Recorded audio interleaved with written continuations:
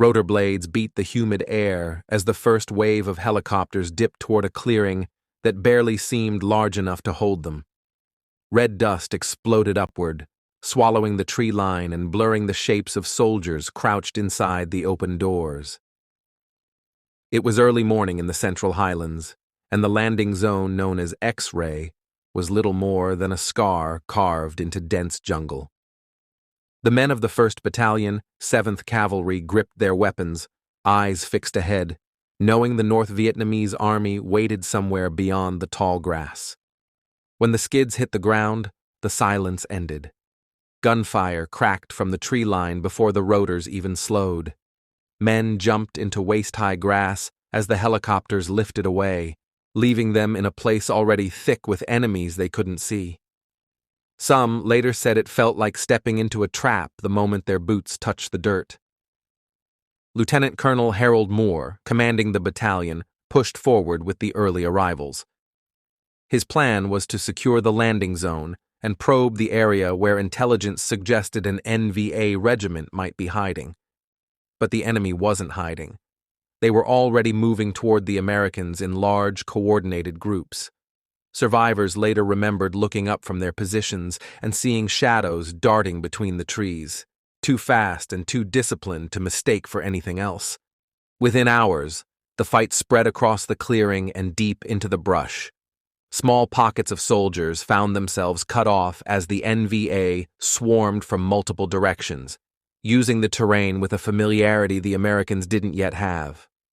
Radio calls carried frantic updates, platoons pinned down, medics wounded, ammunition running low. The heat made the air feel thick enough to choke on, and the ground shook with every mortar round that landed. One platoon, Bravo Company's 1st Platoon, took the brunt of the first major assault. They had pushed too far, chasing what they assumed was a small enemy patrol. Instead, they ran straight into hundreds of North Vietnamese soldiers moving toward the American perimeter. Survivors later described the moment the jungle erupted around them. Gunfire came from every side, and men dropped into the dirt without knowing where the shots were coming from. Some crawled toward the sound of American voices, dragging wounded soldiers through the undergrowth as bullets snapped through branches inches overhead. Back at the landing zone, Moore moved constantly, directing air support and shifting his forces to plug holes in the perimeter. He relied on close air and artillery strikes so near to friendly positions that some soldiers thought the rounds would fall on them. When a group called Broken Arrow, the emergency code for U.S. units in danger of being overrun, was transmitted, the response came fast.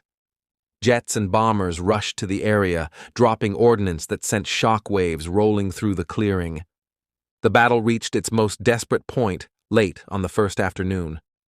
A group of Americans had been isolated several hundred yards from the main defensive line, ambushed on their way back toward the landing zone. Survivors described lying flat in the dirt, firing blind toward muzzle flashes. One private remembered hearing voices in Vietnamese only a few steps away and realizing the enemy was all around them. Some soldiers played dead to avoid drawing more fire. Others survived by crawling from tree to tree, inching toward the sound of friendly machine guns. Back at X-ray, medics worked under constant fire, treating men on makeshift stretchers made from ponchos and branches. Helicopters braved incoming rounds to land long enough to load the wounded, then lifted off through clouds of smoke rising from burning grass. Pilots who flew that mission later said it was the most intense flying they had ever done, weaving through tracers that chased them as they climbed into the sky. Night didn't bring relief. The NVA launched repeated probes, testing every part of the perimeter. Soldiers dug in deeper, listening for footsteps in the dark and whispering to the men beside them to stay awake. Many survivors said the sounds from the tree line, quiet shuffling, low murmurs, the click of weapons, were more unnerving than the open gunfire of daylight.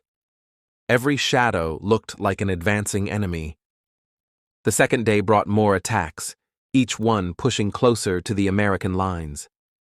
Artillery and airstrikes beat back the waves, but the NVA regrouped again and again. Some soldiers later said it felt like fighting against an ocean that kept returning no matter how many times it broke. At one point, an NVA force hit the southern edge of the perimeter so hard that entire sections of brush caught fire. Flames climbed the dry grass, sending smoke over the wounded still waiting for evacuation. When reinforcements finally reached the battalion, the fighting began to shift. The Americans pushed outward, recovering bodies from the isolated platoon and securing more ground around the clearing. The scene they found was worse than many were prepared for: helmets lying beside backpacks, rifles half buried in dirt, and men who had been killed where they fell, still facing the direction of their final shots. By the end of the third day, the NVA began to withdraw. For U.S. forces, it marked the end of their first major engagement with the North Vietnamese Army, and the cost was staggering. Helicopters shuttled out the wounded and the dead, lifting off from the same ground where the battle had begun. Survivors walked the perimeter in silence, stepping around shell craters and torn vegetation that marked every place the fighting had surged. Yet the battle didn't end at X-ray. As another battalion moved toward a nearby clearing called Albany, they were ambushed in one of the deadliest engagements of the war, suffering casualties even greater than those at X-ray. Survivors from Albany later described scenes of chaos that dwarfed the earlier fighting, with units scattered across dense terrain and enemy soldiers striking from close range. For the men who lived through Drang, the memories never faded. They spoke of the intensity of the NVA assaults, the confusion of losing entire platoons in minutes, and the challenge of fighting in terrain where visibility shrank to only a few feet. Many later said no film or book ever captured the complexity of that battle. The way decisions had to be made in seconds, the way terrain shaped every movement, and how survival depended as much on instinct as on training. Drang became the first real test of air mobility tactics, proving the power of helicopter insertions while revealing how quickly those same forces could become isolated.